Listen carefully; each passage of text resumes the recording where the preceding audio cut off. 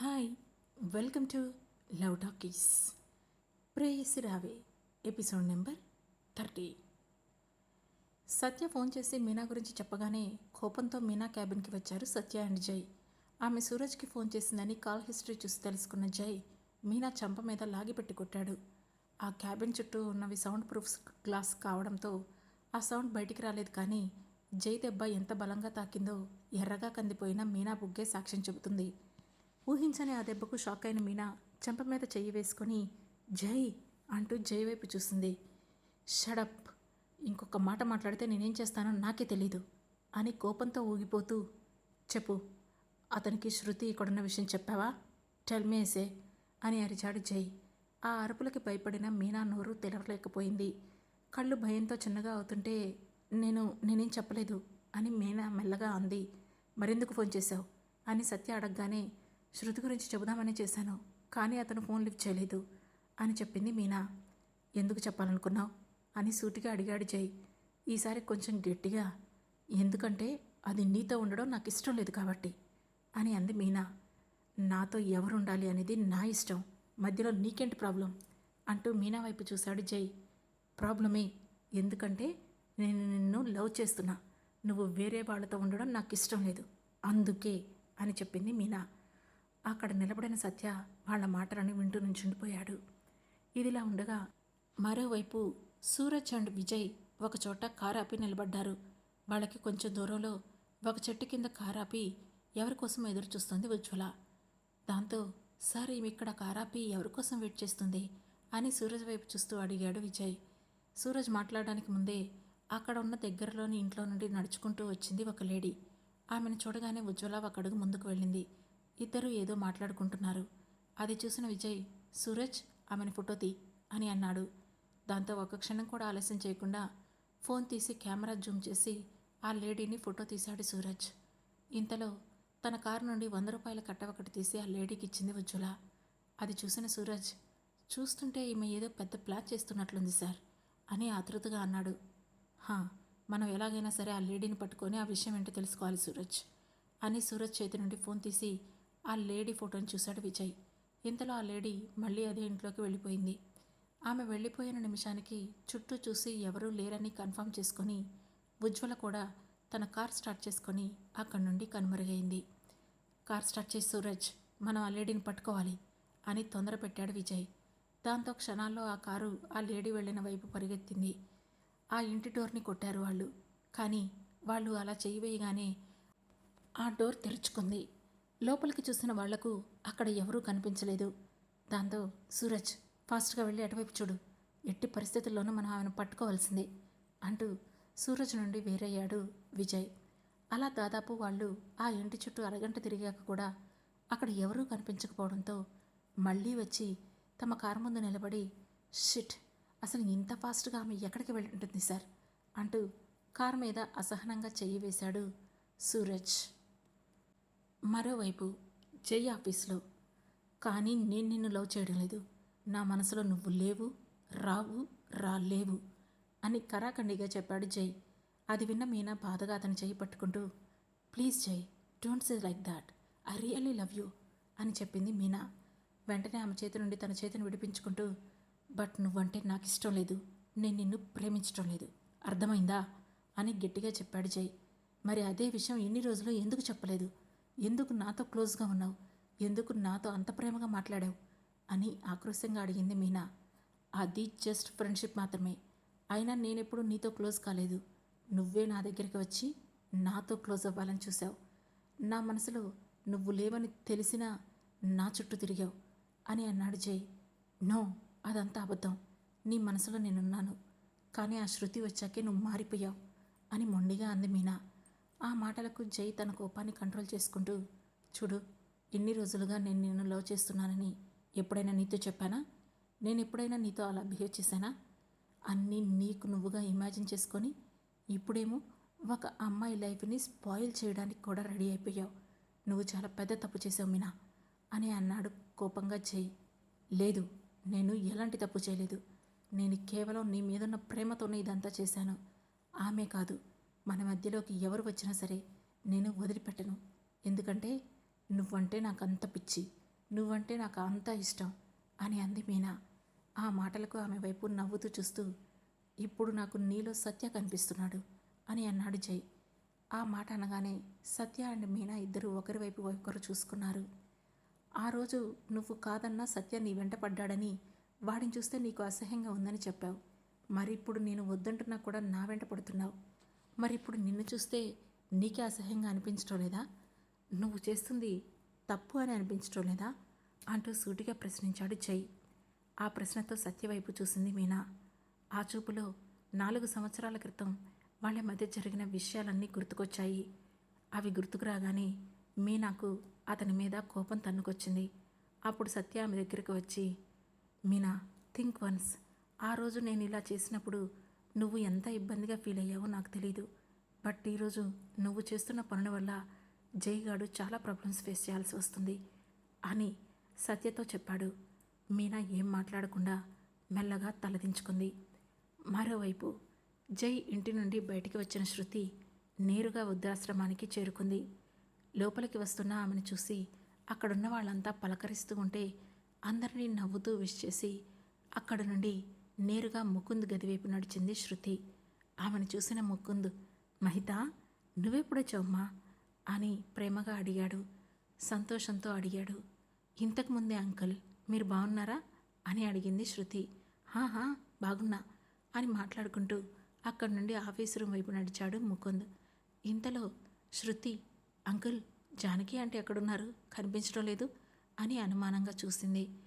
అప్పుడు జానకి గురించి చెప్పి ఆమె ఉన్న రూమ్ చూపించాడు ముకుంద్. సరే అంకుల్, నేను ఒకసారి ఆంటీని పలకరించి వస్తాను అంటూ జానకి గదివైపు కదిలింది శృతి. రూమ్లో కిటికీ పక్కన కూర్చొని ఏదో బుక్ చదువుతున్న జానకిని కదిలిస్తూ ఆంటీ అని పిలిచింది శృతి. ఆ గొంతుని ఇట్టే గుర్తుపట్టిన జానకి టక్కున వెనక్కి తిరుగుతూ మహిత అంటూ ఆశ్చర్యంగా తన చేతిలోని బుక్ని క్లోజ్ చేసింది జానకి.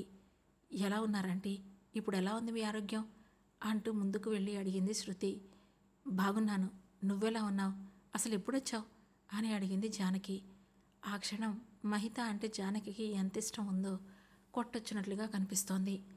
ఇంతకు ముందే ఆంటీ మీకు ఆరోగ్యం బాలేదని అంకుల్ చెప్పారు, ఒకసారి కలిసి వెళ్దామని వచ్చాను అని చెబుతూ వెళ్ళి ఆమె పక్కనే బెడ్పై కూర్చుంది శృతి. మాటల్లో చాలా సమయం గడిచిపోయింది. చాలా రోజుల తర్వాత మహితను చూడడంతో జానకి ఆనందానికి హద్దులు లేకుండా పోయింది. ఇన్ని రోజులు జరిగే విషయాలన్నీ ఒక్కొక్కటిగా చెప్తుంటే మీనా కూడా అస్సలు విసుగు చెందకుండా ఆమె చెప్పే వాటిని అన్నింటినీ వింటోంది.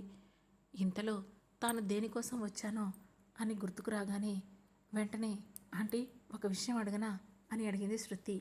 ఏంటి మహిత అంటూ ఆమె వైపు చూసింది జానకి. దాంతో కొంచెం తటపటాయిస్తూ, జై మీ దగ్గర ఎప్పుడైనా ఏమైనా దాస్తున్నట్లుగా అనిపించిందా అని మెల్లగా అడిగింది శృతి. ఆ ప్రశ్నకు కొంచెం అనుమానంగా చూస్తూ, లేదే, అలా ఎప్పుడూ అనిపించలేదు. అయినా ఎందుకలా అడుగుతున్నావు మహిత అని తిరిగి ప్రశ్నించింది జానకి. ఆ ప్రశ్నకు ఏం సమాధానం చెప్పాలో అర్థం కాక మౌనంగా చూస్తూ ఇప్పుడు ఏం చెప్పాలి అని మనసులోనే అనుకుంటూ ఉంది శృతి. ఇంతలో మహిత అని మళ్ళీ కదిలించింది జానకి. హా ఆంటీ అని జానకి వైపు చూసింది శృతి. జానకి మళ్ళీ తన ప్రశ్నను రిపీట్ చేయగానే, హా అదేంటంటే ఆంటీ, మొన్న జై ఎవరితోనో గొడవ పెట్టుకోవడం చూశాను. అది కూడా మామూలు వ్యక్తితో కాదు, ఈ సిటీలోనే పెద్ద బిజినెస్ మ్యాన్ మహేంద్రనాథ్ గారితో అని కొంచెం భయపడుతున్నట్లుగా చెప్పింది శృతి. ఆ పేరు వినగానే జానకి హావభావాలు మారిపోయాయి. కానీ ఎందుకు మారాయో అర్థం కాక అనుమానంగా చూస్తూ ఉండిపోయింది శృతి. ఆమెలో ప్రశ్నల సుడిగుండాలు గిరగిరా తిరుగుతున్నాయి. జానకి చేతి మీద ప్రేమగా చేయి వేస్తూ, ఆంటీ, మీరు ఏదో విషయం గురించి బాధపడుతున్నారని నాకు అర్థమైంది. మీకు ప్రాబ్లం లేకపోతే మీరు నాతో షేర్ చేసుకోవచ్చు. ఐ ప్రామిస్ నేను ఎవరికీ చెప్పను అని నమ్మకంగా చెప్పింది శృతి. ఆమె అంత నమ్మకంగా చెప్పినప్పటికీ కూడా ఇంకా కొంచెం తటపాట ఇస్తూనే తన ఆలోచనల్లోకి మునిగిపోయింది జానకి. అది గమనించిన శృతి ఎలాగైనా సరే నిజం తెలుసుకోవాలనే తాపత్రయంతో, ఆంటీ, నా మీద నమ్మకం ఉంటేనే చెప్పండి, లేకపోతే వద్దు, మనం వేరే విషయాల గురించి మాట్లాడుకుందాం అని కావాలని మ్యాటర్ను దాటేసే ప్రయత్నం చేసింది శృతి. కానీ జానకి ఆమె మాటలు కొంచెం చేదుగా అనిపించడంతో, నీ మీద నాకు పూర్తి నమ్మకం ఉంది మహిత అని ఏదో గుర్తు చేసుకుంటున్నట్లుగా ఆ సిటీకి మహీంద్రా అనే పేరు ఎన్ని రోజులుగా తెలుసో నాకు తెలియదు. కానీ ఆ పేరుతో నాకున్న పరిచయం మాత్రం దాదాపు 20 సంవత్సరాలు అని జానకి చెప్పడం మొదలుపెట్టింది. అది వినగానే శృతి అలర్ట్ అయ్యి ఆమె చెప్పే విధానాన్ని అబ్జర్వ్ చేయడం స్టార్ట్ చేసింది. జానకి కొనసాగిస్తూ, జై వాళ్ళ నాన్నగారి పేరు ఆనంద్ మౌళి. జై మాకు ఒకగానొక కొడుకే. మేమెప్పుడు ఇలా ఎవరికి ఎవరం కాకుండా ఉన్నాం. కానీ 20 సంవత్సరాల క్రితం మా పరిస్థితి వేరు, మా అంతస్తు వేరు.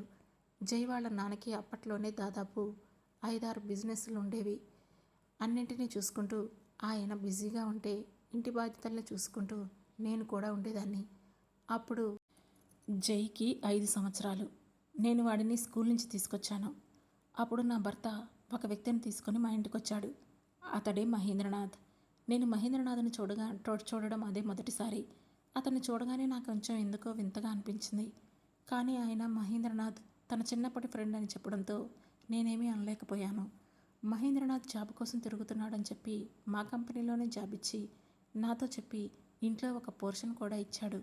కానీ అతను మాత్రం తిన్నింటి వాసాలు లెక్క పెట్టాడు.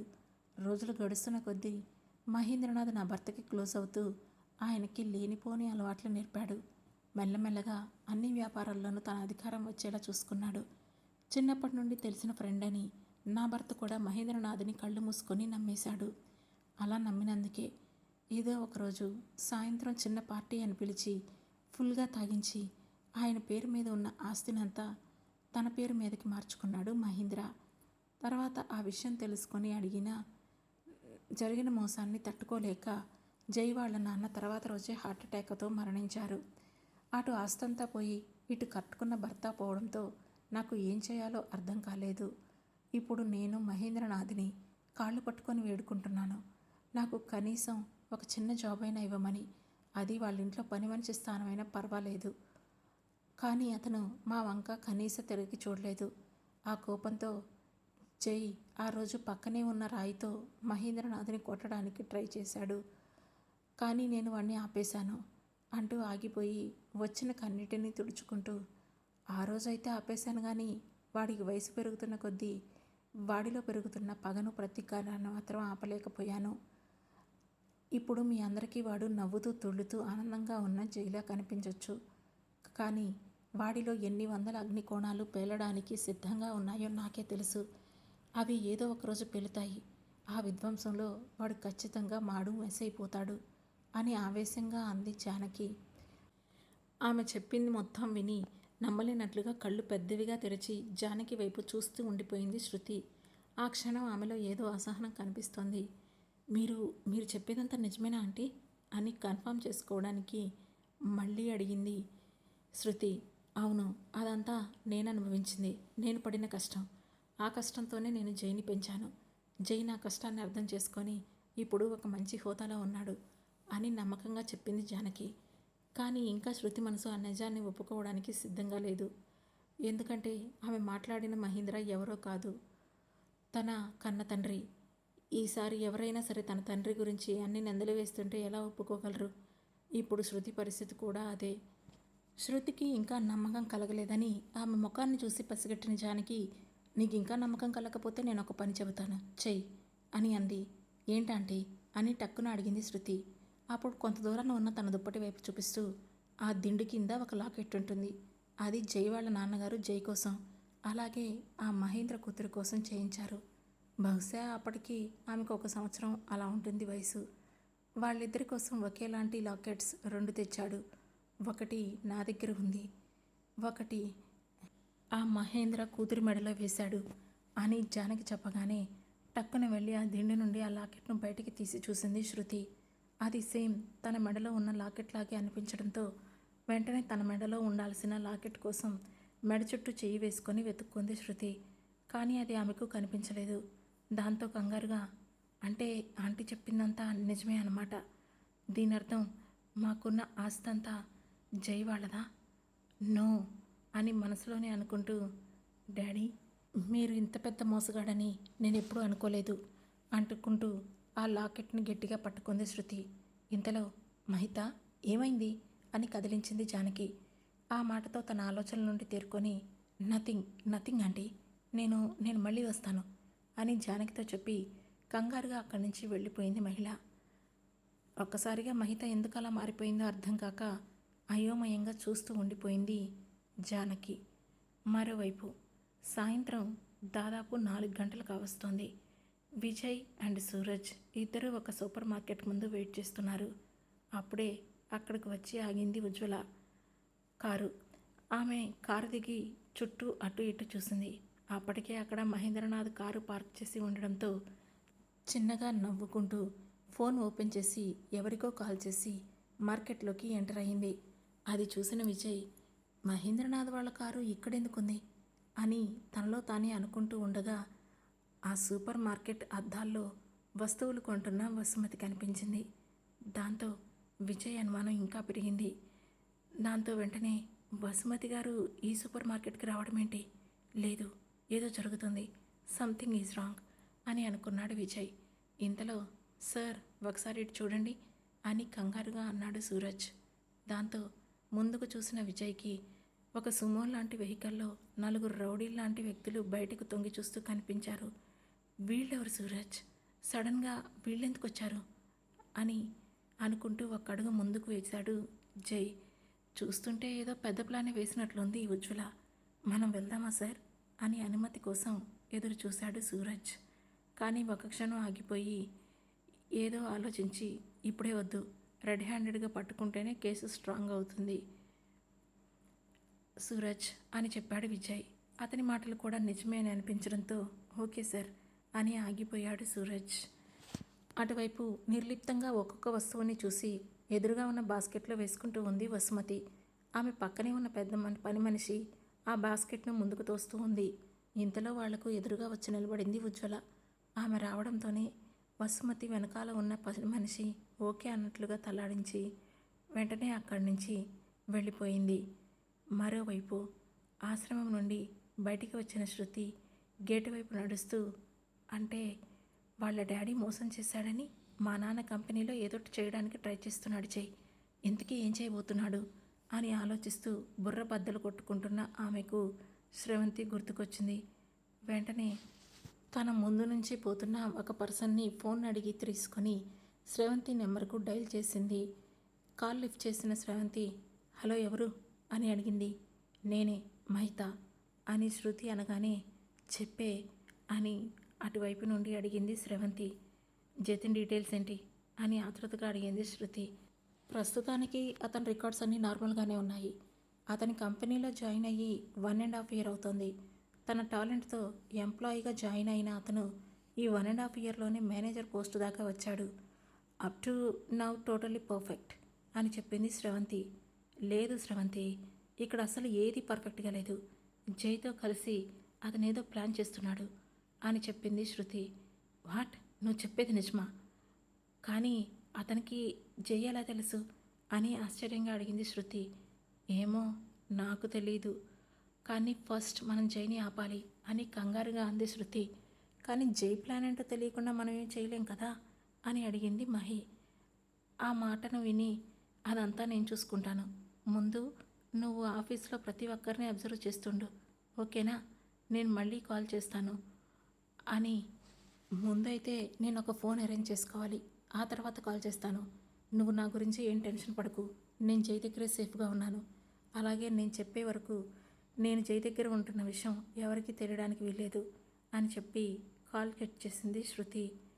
మరోవైపు అదే సమయంలో మార్కెట్లో వస్తువులు కొంటున్న వసుమతి దగ్గరకు వచ్చింది ఉజ్వల. ఆమెను చూసి కూడా చూడనట్లుగా పక్కకు జరిగి తన పతిని తను చేసుకుంటూ ఉంది వసుమతి. దాంతో ఏంటి వసుమతి, చాలా ఆనందంగా కనిపిస్తున్నావు అని వెటకారంగా అడిగింది ఉజ్వల. దాంతో కొంచెం చిరాగ్గా అన్నీ తెలిసి కూడా ఎందుకు ఇలా అడుగుతున్నావు ఉజ్వల అని కొంచెం బాధగా అంది వసుమతి. దాంతో ఒక్కడుగు ముందుకు వచ్చి నాకేం తెలియదే, అసలు నువ్వు దేని గురించి మాట్లాడుతున్నావు అని అమాయకంగా చెప్పింది ఉజ్వల. ఆమె కావాలని తనతో మాటల పోటీకి దిగుతుందని అర్థం చేసుకున్న వసుమతి నాకు పనుంది అని చెప్పి అక్కడి నుండి వెళ్ళిపోబోయింది. కానీ ఆమెకు ఎదురు వెళ్తూ ఇంత తొందరగా వెళ్ళి ఏం చేస్తావు? అయినా ఇంటి దగ్గర నీ కోసం చూసేవాళ్ళు ఎవరున్నారు, పనివాళ్ళు తప్ప అని వెటకారంగా అంది ఉజ్వల. అది విన్న వసుమతికి ఎవరో తన గుండెను కోసినట్లుగా అనిపించింది. ఉజ్వల, నేను ఇప్పుడు ఎవరితో ఆర్గ్యుమెంట్ చేయాలని అనుకోవడం లేదు అని ఇంకా కొంచెం ముందుకు వెళ్ళింది వసుమతి. నాతో ఆర్గ్యూ చేయకు, కానీ నీ కూతుర్ని మాత్రం ఆఖరిగా చూసుకో అని గంభీరంగా చెప్పింది ఉజ్వల. ఆ మాట వినగానే ఒక్కసారిగా వెనక్కి తిరిగి, ఏం మాట్లాడుతున్నావు ఉజ్వల అని కొంచెం కోపంగా అంది వసుమతి. నిజం మాట్లాడుతున్నాను అని ఉజ్వల అనగానే చేతిలోని వస్తువులన్నీ కింద పడేసి, ఏంటి ఏమన్నావు అని వేగంగా ఉజ్వల దగ్గరికి వచ్చింది వసుమతి. అప్పుడు ఉజ్వల వెటకారంగా నవ్వుతూ, అవును, నీ కూతుర్ని మేమే చంపించేశాం. ఇప్పుడు నేను ఎలా అయితే నా కూతుర్ని దూరం చేసుకొని బాధపడుతున్నానో నువ్వు కూడా అలాగే బాధపడు, హహా అని పకపక నవ్వింది ఉజ్వల. ఆమె నవ్వులో తాను గెలిచాను అనే గర్వం కనిపిస్తుంటే వసుమతి గుండె 1000 రెట్లు వేగంగా కొట్టుకుంటూ ఉండడంతో, ఏంటి చంపించావా నా కూతుర్ని, మైతని అని తడబడుతూ అడిగింది వసుమతి. హా, చంపించాను. నీ కూతురు చచ్చిపోయింది. ఇక నీ కూతురు నీ దగ్గర లేదు. షీఈస్ డెడ్, హహా అని నవ్వుతూ ఉంటే వసుమతి నుదుట నుండి చెమటలు కారిపోతున్నాయి. ఆమె గుండె వేగం పెరిగిపోతోంది. లేదు లేదు, నో, నా కూతురు చనిపోలేదు, బ్రతికే ఉంది, తను చనిపోలేదు అని వణుకుతున్న పెదాలతో అంది వసుమతి.